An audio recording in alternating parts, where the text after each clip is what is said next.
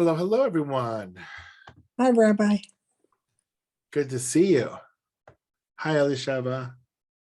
Hi, Rabbi. All right, let me get us up and running here.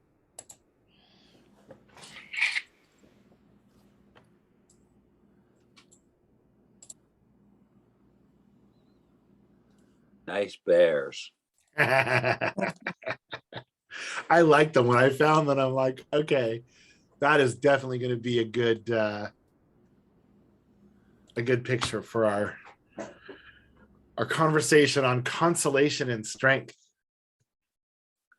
How was your consolation last night?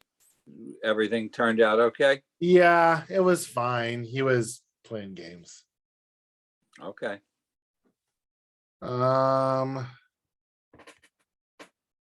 Hold on a second. Yeah, oops. Okay. I got now it. you I didn't see the record button on my other Okay. screen.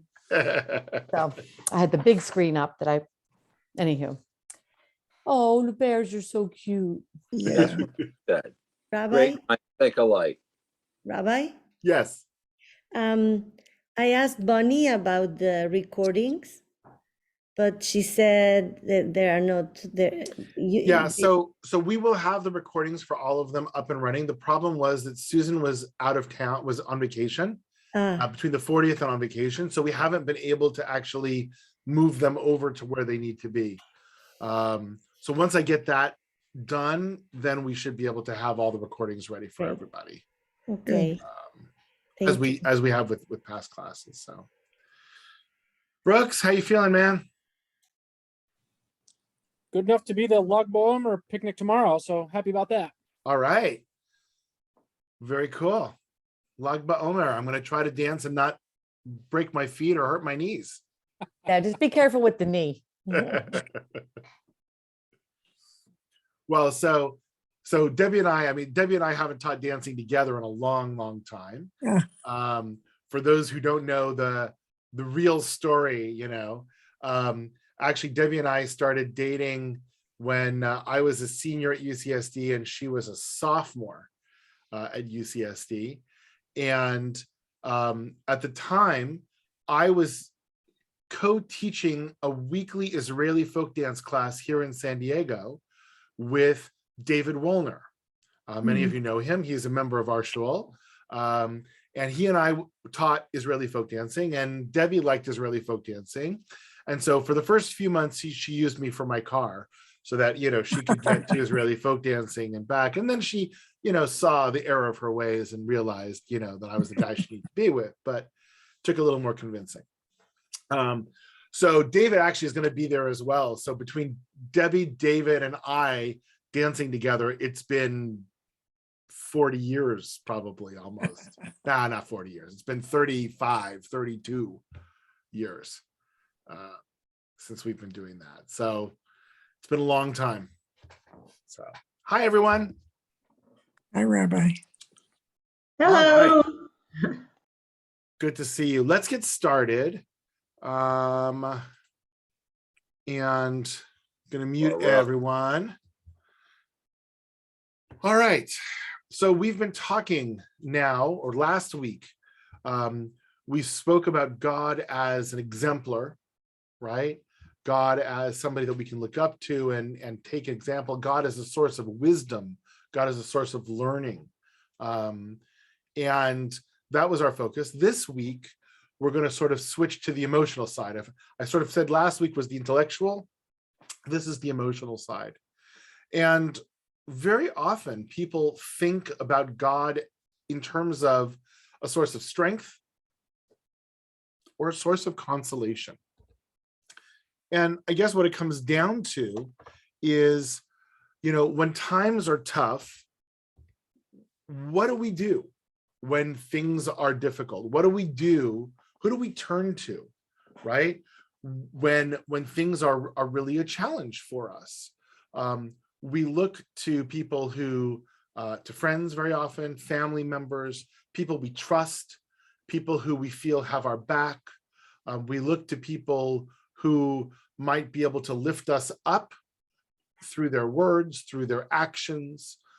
We look to people who might be able to hold our hands when we're afraid or when we're sad, right? And the question that we need to ask as part of this conversation is, does God fill those roles? Can God fill those roles? And how does God fill those roles, if so, as we go through? If we, as I was looking through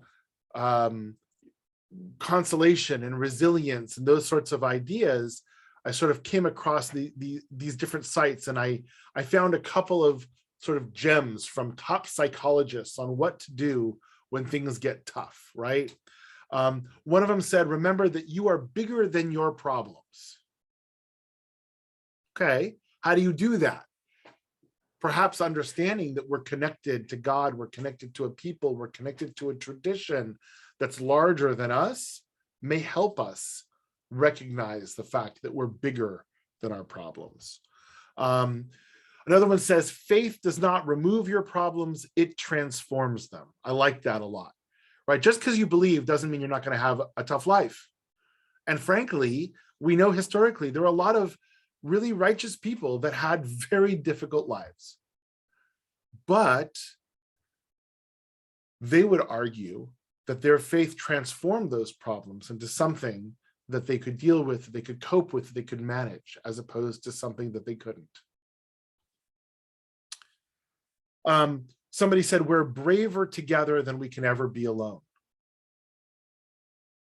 Again, that sense of presence, that sense of knowing that God is there, does that give us courage?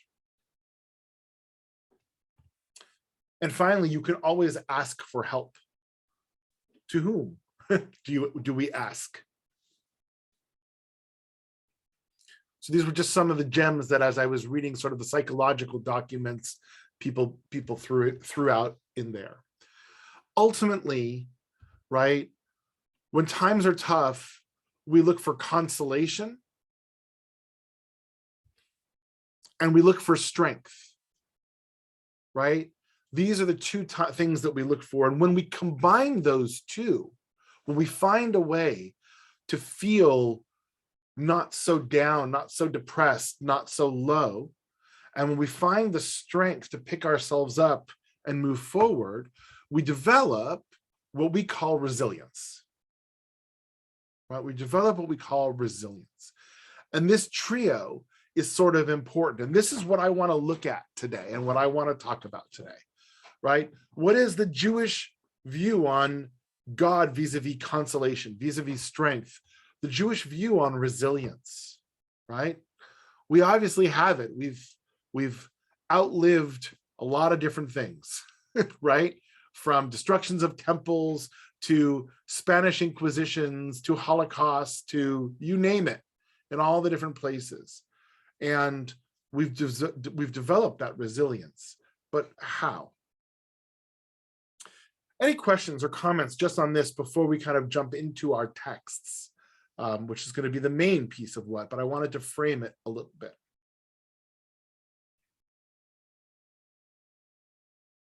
All right. So I want to go back to our source that we learned on the very first day. We've come back to it a few times, right? This is the source from Sota. And the middle two of the four choices are, the Holy One, blessed be God, visited the sick as it's written.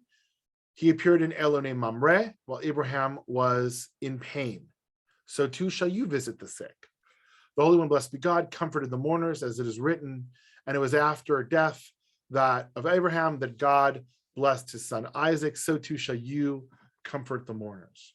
So when we're talking about consolation, here we have two examples of God consoling, both in time of sickness or pain and in time of mourning, which is also pain, but a different type of pain, right?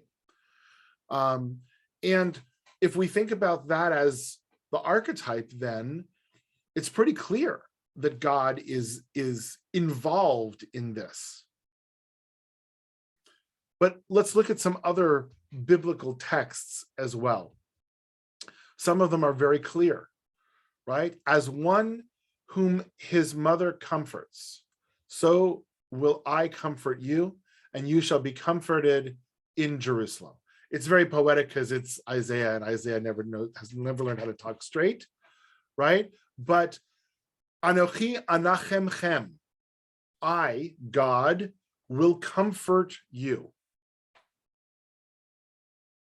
It's not even just God as a comforting presence per se. God is actively comforting, the way that a mother would comfort a child. And what's interesting is the next verse. And when you see this, your heart will rejoice, your bones shall flourish like young grass, and the hand of the Lord shall be known towards his servants, and he will have indignation against his enemies, right? This consolation is not only a momentary thing, but it's going to allow us to flourish, to grow, to be everything that we can be. From a psychological perspective, by the way, I think this is incredibly powerful when we think about this. The power of consolation. It's not, when you're consoling somebody, it's not just for that moment. You're helping them see the world afterwards in a different way. Because that's what pain does to us. It causes us to close down. It causes us to look only at the moment and not be able to see anything outside of, after, beyond what we are feeling, that pain. Consolation helps us to get out of that.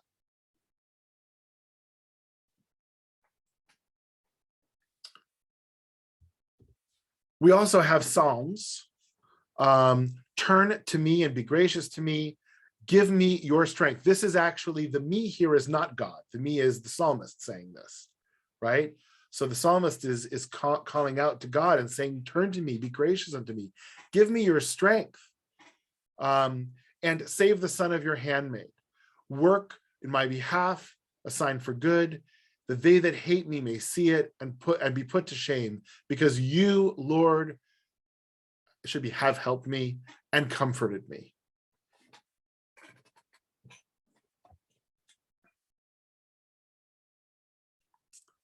Again, God as comfort. Nichum, nachem is the root. Nun, chet, mem.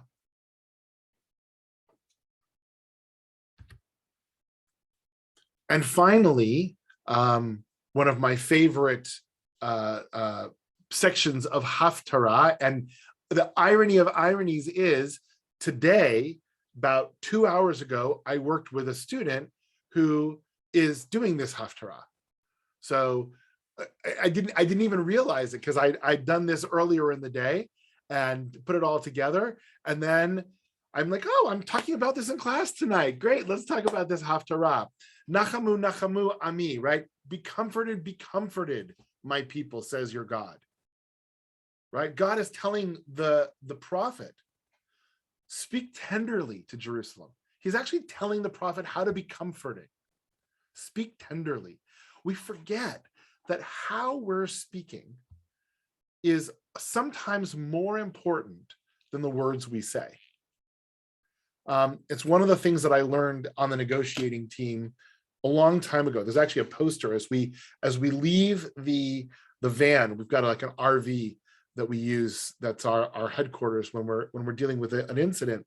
There's a sign of John Wayne that says, "Speak low, speak slow." Right? Because that's how he always spoke, John Wayne. Right? It's always low and slow and calm. Right? Because it doesn't really matter what we're saying, but if we're all amped up and if we're nervous, if we're excited, that's going to be transmitted.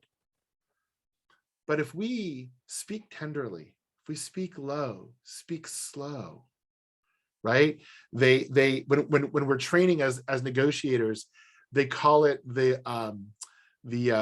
AM DJ voice, right? You know, that just low kind of drone that puts everybody to sleep. That's what you want, right? In those moments. Tell her that her term of service is over, her iniquity is done, and She's received at the hand of the Lord double for all her sins. A voice rings out, clear in the desert, a road for the Lord, level in the wilderness, a highway for our God. Let every valley be raised, every hill and mountain made low, right? The world can change if we have this comfort. And that's what God is telling Isaiah. Go and comfort these people. They're in angst because the destruction of the temple, and they're in exile. And go and tell them it's going to be okay.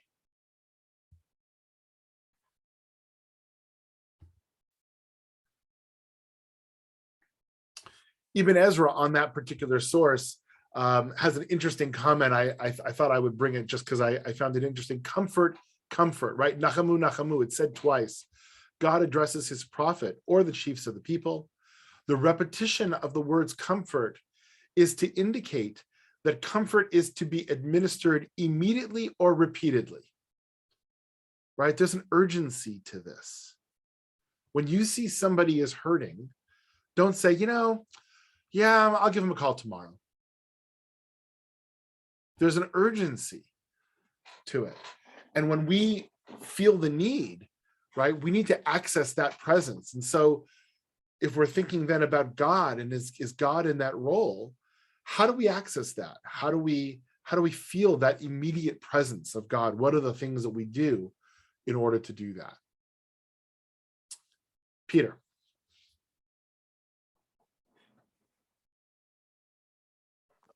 I had to find the unmute button. It was hidden. Okay. It still always constantly amazes me that people comforting someone else, okay, and not necessarily God, but it's one of the most difficult things we can do, and we don't. I think most people, and I think I'm not speaking for you because I don't know you in that capacity, but I find most clergy, when you're sick or something like that, I know people are busy, but sometimes they just don't reach out, when you're ill. I know when I was in the hospital last month, I was so disappointed in, the rabbi from our synagogue that she knew I was in the hospital and didn't reach out. So it's a very difficult thing, and people get busy, other priorities. And comforting, right? So comforting requires. Comforting sick is very hard. Mourners are easier because it's on a time schedule. It isn't. That's what we like to tell ourselves, but I disagree with you. Minions, and whenever they ask, I'll always do it. But okay. I find it a very difficult thing that we have a hard time reaching out when someone's in pain and suffering. So look, I think different people are going to respond to it. All right, Peter, different people are going to respond to it in different ways, right? I don't know the rabbi there. I don't know what she does or doesn't do or whatever. I'm sure there are people who have felt, that I've been there for them, and people who have felt that I haven't been there for them. We're human beings. We can't be there for everybody. But the idea of presence, right? The idea of in order to do what we're talking about, you do need to show up. I agree with you, right? It's very hard to do, by email.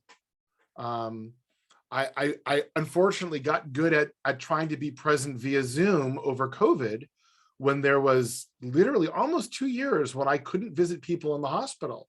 And even recently, when I quote unquote could, it isn't until the last couple of months that I've been going back, because a lot of the hospitals around here had limits, and they would say you could have 2 people a day, not 2 people at a time, 2 people in a day. And I always felt like, what, I'm going to tell this just so I can go and spend my half an hour with somebody, that their child can't be there or their wife can't be there or whatever on that day? That made no sense to me. Now I've been able to go back, and they're starting to be a little bit more free with clergy. And I was actually, this week we had an amazing story, and thank God everybody is doing very, very well. But an amazing story of a kidney donation. The recipient was one of our congregants, and the donor was one of our congregants. And so I actually got to spend time with both of them in the pre-op and all of that, talking with them before and after and stuff like that. You do have to show up, and sometimes life doesn't allow you to, whether it's COVID or other things. I obviously can't speak for your rabbi. I'm sorry you feel that she wasn't there for you when she could have or should have been. Diana. You might get to this in your source text here, but I was thinking about when somebody passes away, we say hamakom yinachem etchem, and it's built in that this whole idea of comfort, and that comfort is coming from God, where hamakom is another word that's one of the names given for God. But I think that there are like in everything in Judaism, we have these, it's almost like a Venn diagram. So we have this idea of comfort, and it's like you're being comforted. It's active. Like you, again, like we keep talking about it, it just seems to come up all the time. You have to actually do something. Yes. And somebody can be giving you comfort, but you also are a vessel for that. Like you also at the same time have to be willing to receive that.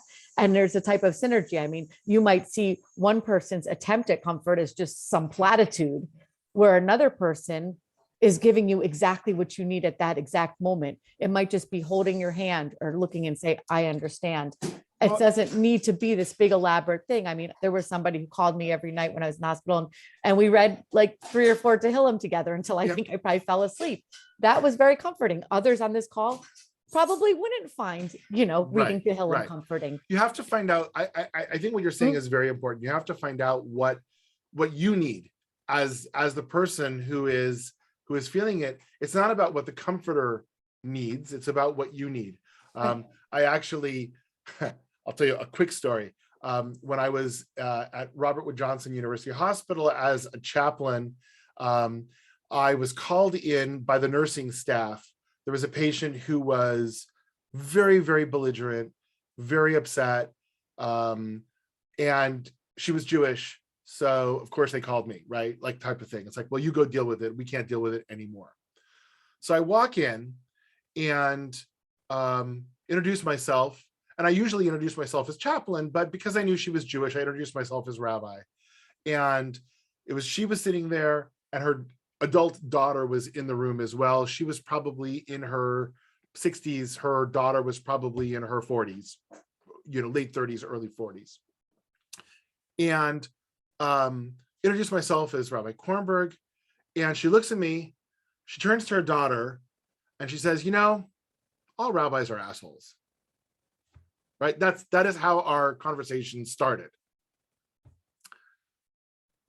At which point in time I said, well, I know a few who are, but I don't think all of them are.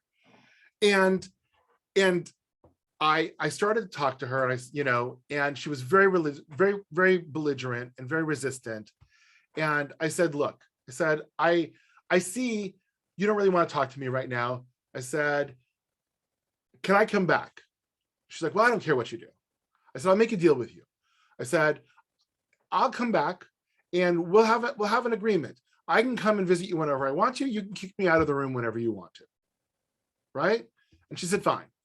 And I came back. And over the next couple of days, I came back and I came back and I came back. And I think actually the reality, what I found out was that a little bit like Peter, but a lot more severe. There was a rabbi that she was really depending on that let her down. And when she realized that I wasn't just going to abandon her, and even though she said that, I actually still came back, she's like, okay, I guess this person is somebody I can talk to. And we actually wound up having a great relationship. And she was there for almost 2 weeks, and she kicked me out of the room a number of times, but I came back every single time, So it's about figuring out what that person needs when you're comforting. So I agree 100%. Okay, that was a tangent. Because of the tangent, I'm going to skip over Rav Nachman's quote here. He's just commenting on it as well. He talks about the fact that troubles and hardships are about lack of knowledge. And the more you know, the more you can actually deal with your troubles and hardships. But let's move on to strength, right? We've talked a lot about comfort. Let's move on to the next idea, which is strength. And I think the most common way in Judaism we understand God's strength is through the metaphor of Tzur Yisrael, right? We see it, we sing it as part of our liturgy, but Tzur Yisrael is the rock of Israel. God is a rock, right? Immovable, strong. That's the type of strength that we look at when we look to God. Now, there are times, by the way, when we ask for the strength, God to go in and defeat all of our enemies. But when we're suffering, when we're in pain, that's usually not what we're looking for, right? When our world is a tempest, we're looking for something to hold on to that isn't going to move. That's the image of strength, of divine strength, that I think is the most accepted or adopted in Judaism. And there are others out there. I'm not saying that they're not. But when we're talking about time of trouble, we're talking about difficulty, this is the image. So we see it here. The God of Israel has spoken. The rock of Israel said concerning to me, he who rules men justly, he who rules in awe of God. I really just wanted to bring the idea of Tzur Yisrael. We see it here in Isaiah as well. For you there shall be singing, as on a night when a festival is hallowed, there shall be rejoicing, as when they march with the flute and the timbrels and the lyres, to the rock of Israel on the mount of the Lord. Now, some people actually think that this actually means the rock that is on top of the mountain, right? I've heard some people say, oh, that's what they're talking about. The rock of Israel is the rock, up on top of the Temple Mount. No, this is Tzur Yisrael. This is God, the rock of Israel, on the top of the mountain. And then the psalmist actually deals with strength in a different way. Doesn't use the term Tzur Yisrael, but one of the reasons, Diana mentioned that when she was in the hospital, or recovering, reading Psalms is a very healing sort of thing to do. There are 150 Psalms, and they express just about every human emotion possible. And so I also recommend people reading Psalms, because what'll happen is it'll sort of be like noise in the background until you hit one that really is meaningful. And then all of a sudden you perk up, you pay attention, because it's just putting words to your emotion at that moment. And there are Psalms of gratitude and Psalms of thanksgiving and happiness, and Psalms of celebration, and Psalms of sadness, and Psalms of abandonment, and Psalms of all different types of Psalms. So this one is Psalm 46. God is our refuge and our stronghold, right? It says it outright, that God is a refuge and a stronghold. Again, this image of the world as a tempest of craziness, of we need to get to someplace safe. We need to get to someplace calm, someplace strong. A help in trouble very near. Therefore, we are not afraid, though the earth reels, though mountains topple into the sea, its waters rage and foam, in its swell mountains quake. God is there, right? The earth can be doing whatever it's going to be doing. We still are okay.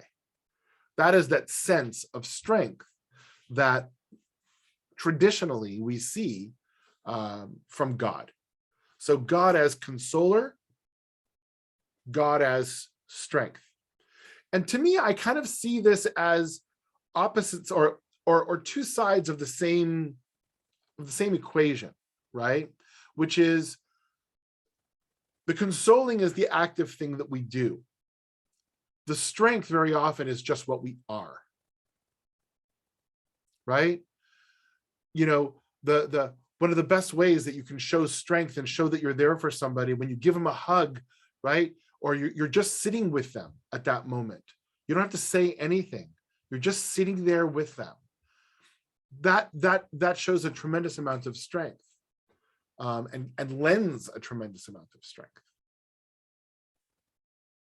Questions or comments on consolation or strength?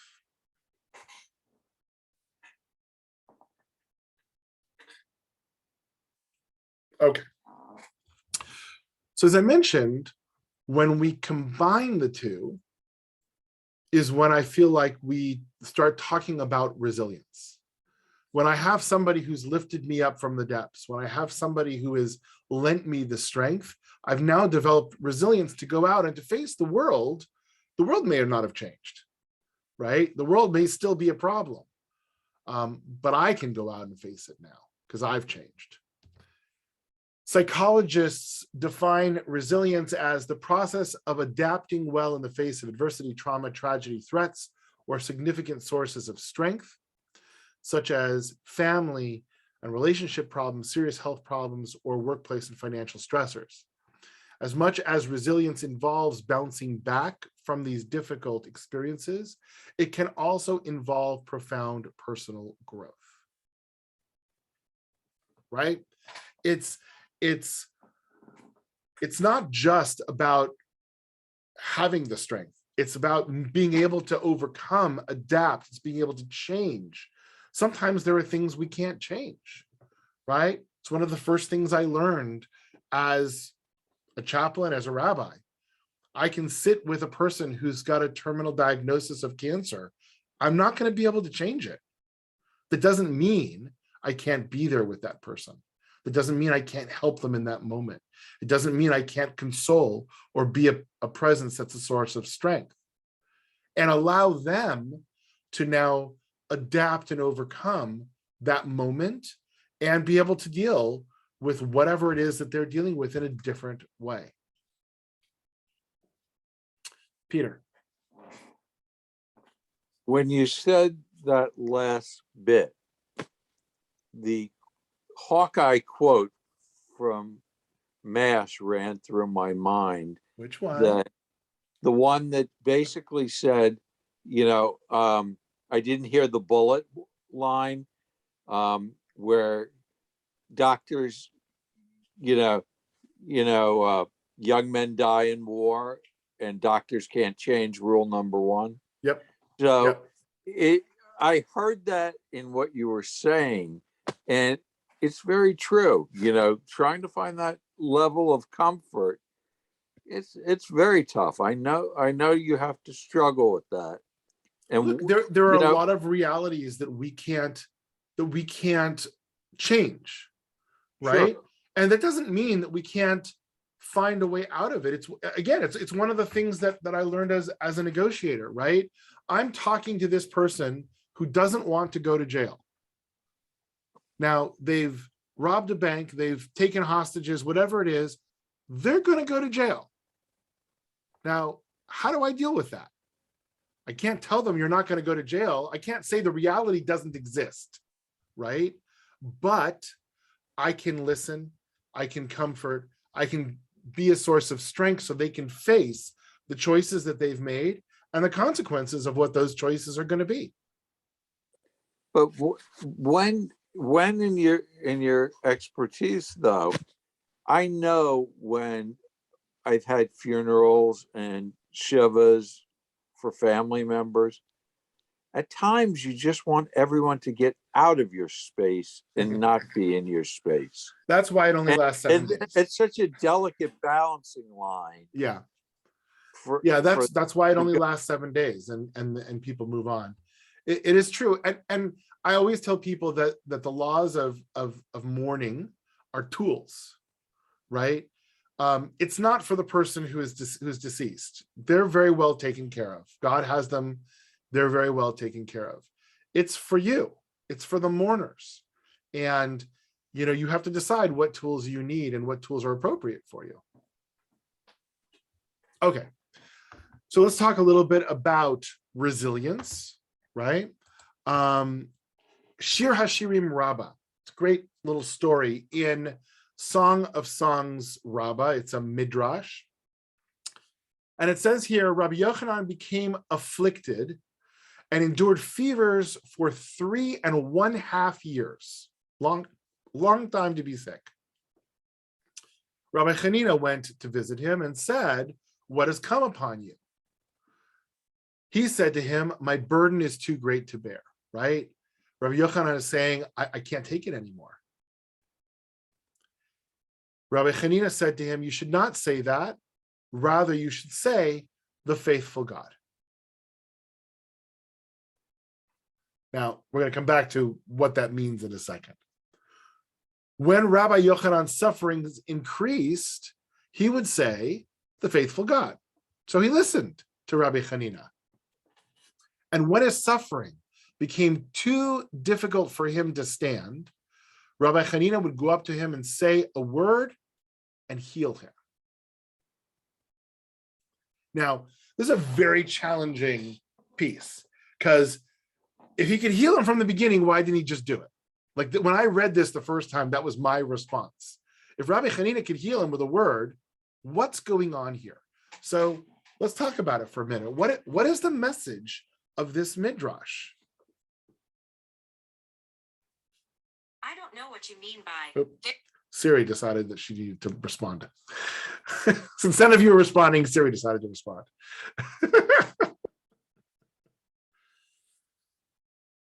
How do we deal with this? I almost didn't bring it because it's a very, very challenging piece, but I'm like, I know the people here, you guys can handle this.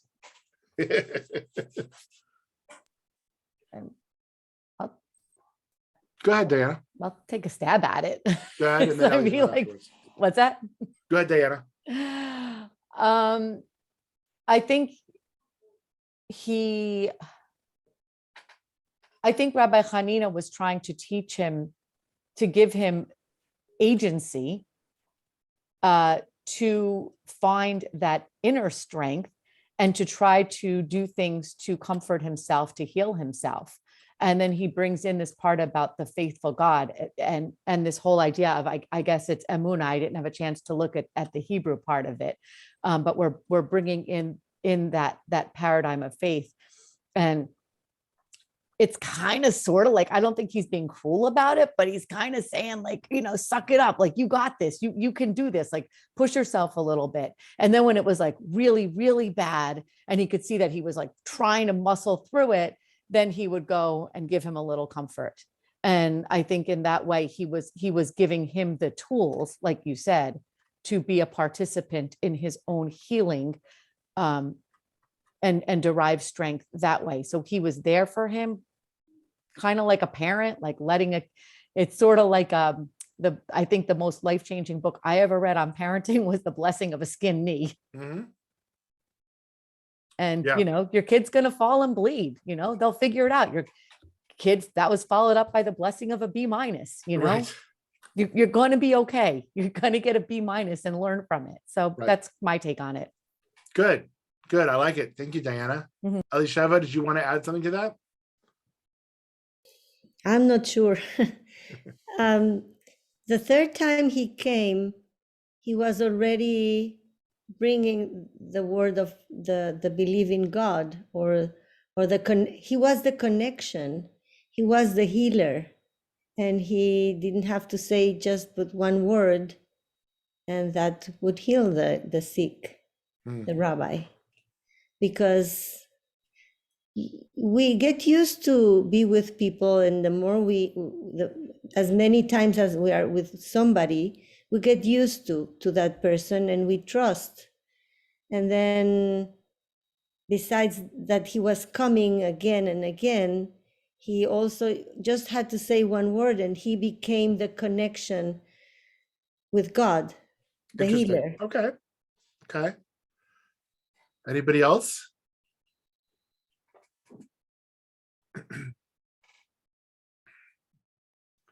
So my take on this, and by no means is it the only way. Oh, Jack, go ahead.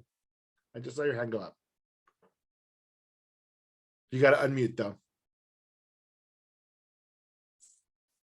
Okay.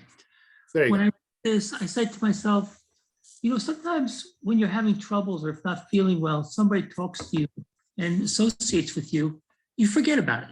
You forget about the pain you have just a short time. And what I see here is Rabbi Hanina would go up to him and say a word and heal him.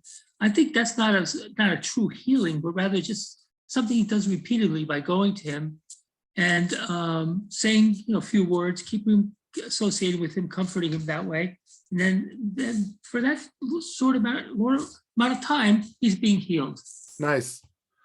I like that. That actually follows right on another Talmudic text that says that someone who visits the sick takes away 1/60th of their illness.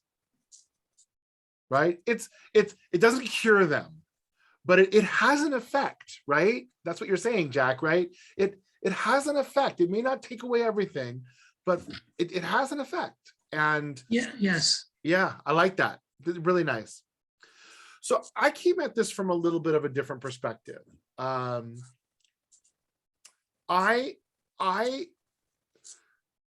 understand that ultimately healing, and good doctors will actually say this too, right?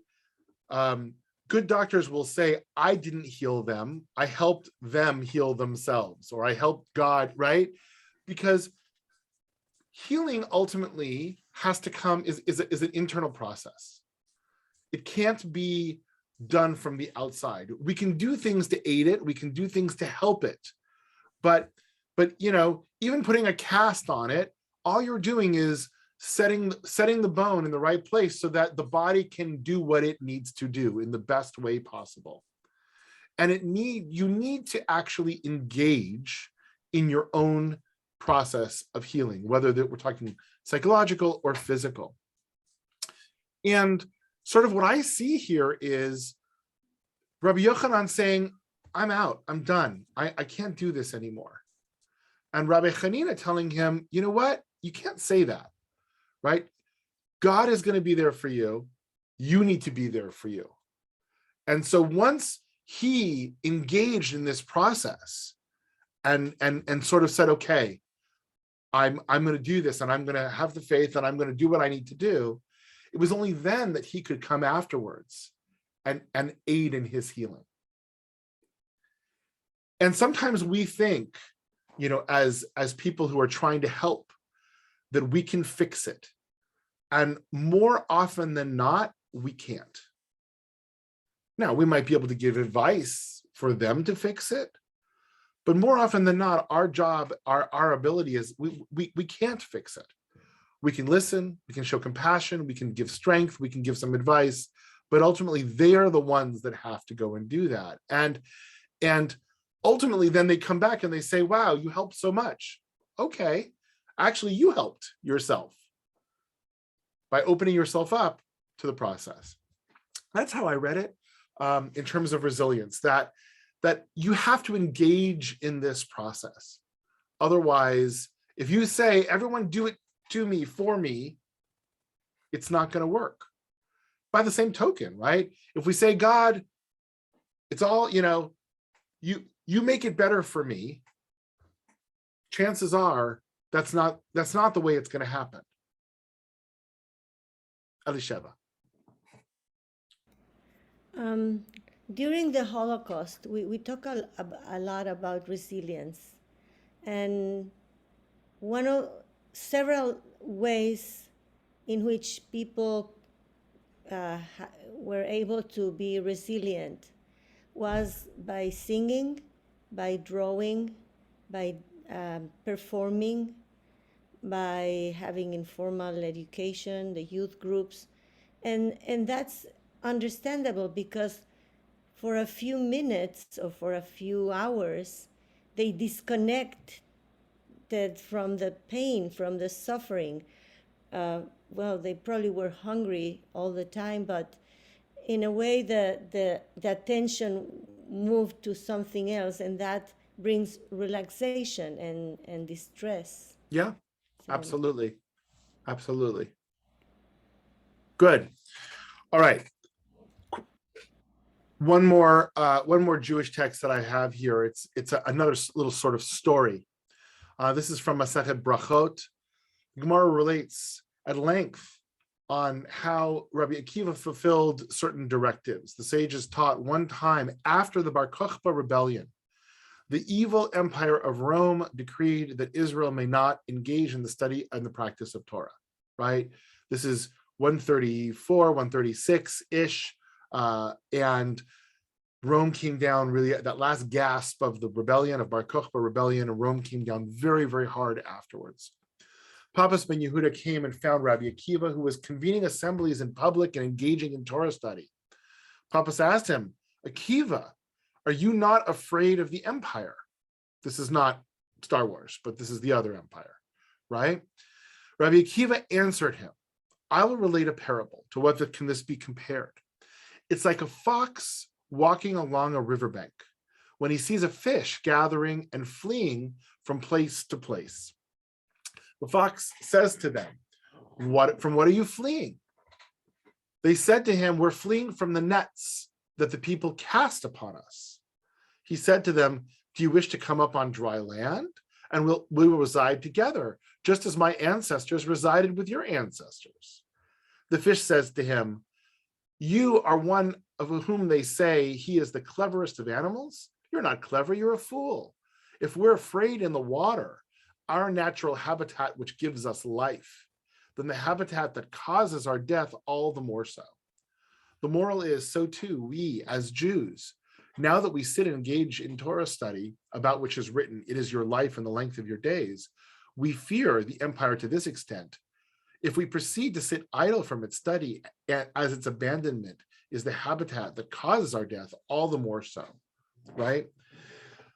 So very quickly, the idea here is the environment that we put ourselves in, right?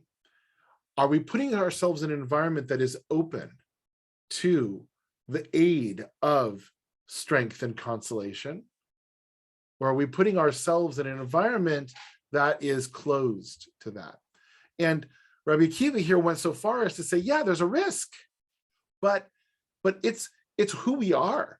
And if we go away from who we are, even though it's hard, even though there's a risk, even though we're gonna lose a lot more than if we just abandon it, or if we don't abandon it, actually.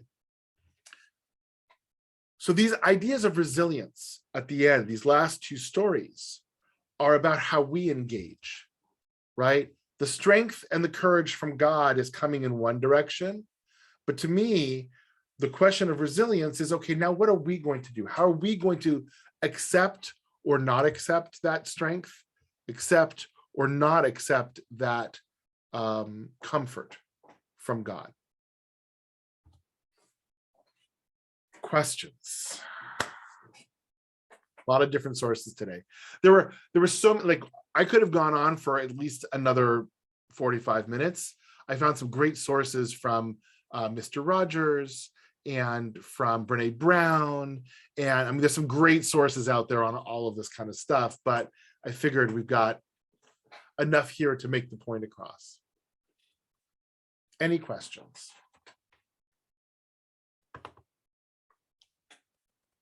Brooks. Yeah, not so much a question, more of an observation. And it's really, we're talking about this kind of two sides of one coin, where we have comfort and we have strength. And I really, you're talking about it as two sides of one coin. Comfort to me is really dynamic, right? You have to know the person, the situation, what they've gone through, how you can aid them. And strength is not that. Like, strength is, and particularly in that with the metaphor of the rock, Right. is it's unbending, it's it's alpha, it's omega, it's always there, never to be changed. And there's an interplay between those two that I'm still working out internally. I don't know, I don't have any answers yet, but there's an interplay there that I'm fascinated by. Well, I think you're right on, Brooks. I mean, for me, it's always been, if you're stationary, right? And think about this in a war metaphor, right? If you stay in place, right, you're going to die. If you run around aimlessly, you're going to die, right? You have to move with intent, with direction, in stages very often, right? And that back and forth, I think, gives us what you're talking about. If it's just all about there, everything's going to be okay, right? Most people don't respond to that by itself, right? If you're just there and you never say anything and you never comfort, right? that doesn't do it for most people either. You have to find that balance between the two, and it's going to change depending on where that person is at. So I think you're right on with that, Brooks, and that interplay is built into us and who we are and what we need. And in essence, what we're seeing here is potentially God provides them both. Both sides of it. Yep. Peter. Then why, as human beings, do we run from this? Okay, most people almost disavow the spiritual side of their life. They don't study, they don't want this at all. Okay, and they run from it and they don't kind of understand it. You know, maybe you need a life-changing event to make something like this work for you. And I don't know if that's the case or not for most people. Look, you I may find it be very right, difficult. Peter. It may be that you need a life-changing event. I think most people are just too busy dealing with the mundane reality of the world until something happens where they need to think about it, right? That's the famous, I actually looked it up to try to find out where the first time the aphorism of "there are no atheists in a foxhole" was.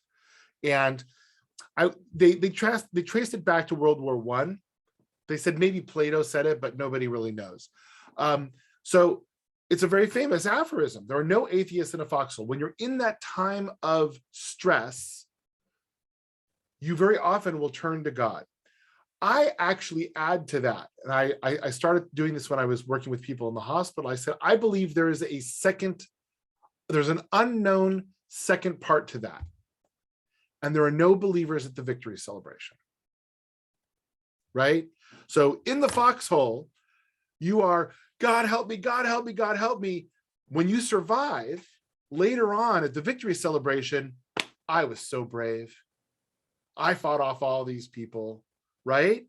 And that duality, I think, is very much there in us, Peter, right? That when everything's great, it's all me. I'm the biggest, best thing in the world. I don't need God. I don't need spirit. I don't need anything. But when we need it, then we do, and it kind of goes back and forth. Elishava. Sorry, I'm talking so much tonight. Rabbi, would you say that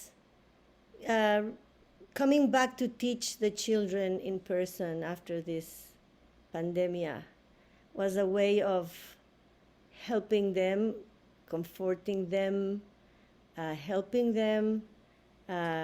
Yeah, and us, by the way, and the teachers too. I think the teachers needed it, not just the kids. Exactly. Well, the teachers, well, we adjusted ourselves, right? But Yes. having the children in person was like they needed to be in touch with humans and with other children, and it was really scary, and in the beginning it was really hard. So this is a way. People have forgotten how to be with other people.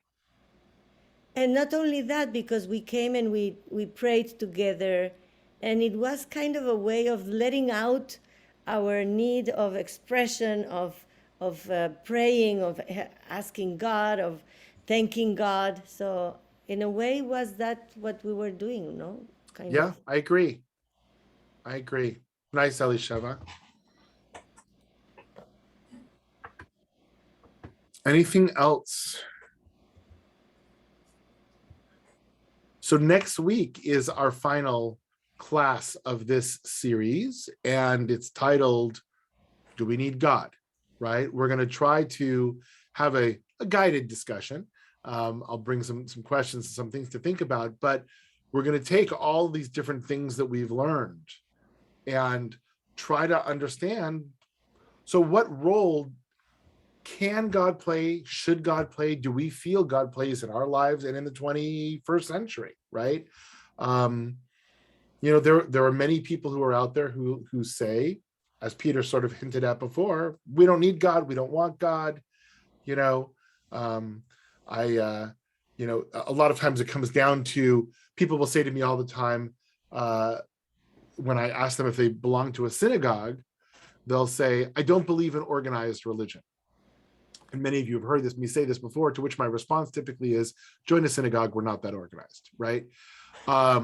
So but the sense of religion limits me, right? That's what we're hearing them say, is I don't want to be limited by these doctrines, these ideas, these dogmas, right? As opposed to seeing that as something that can support, comfort, be an example, be a source of wisdom, all of these things that we've been talking about. So how do we jump over that? How do we break through that with people? Or should we even? That's a good question. So that will be our conversation to finish up for next week. Wow. All right, my friends, have a great week. I encourage you, if you haven't signed up already, I think you can still sign up maybe. We've got a Lag BaOmer barbecue tomorrow night. It's good. I mentioned this beforehand. Debbie and I are going to be teaching some Israeli folk dancing. Actually, David Wollner, who I used to teach with when I was in college here, is going to be here as well. We're going to have some fun dances. We're going to do some arts and crafts for the kids. We're going to have a bonfire. We're going to have some food, and it's going to be fun. It's Lag BaOmer, so it's good. It's a good day. What time does it start? I think 6:30, but double check the website. I will double check. I have a job till double 6. check the website. So maybe I can All right. come. See you Have a guys all good night, later. Lila. Thank you, Rabbi. Bye, Bye. everybody. Thank you, Rabbi. Nice.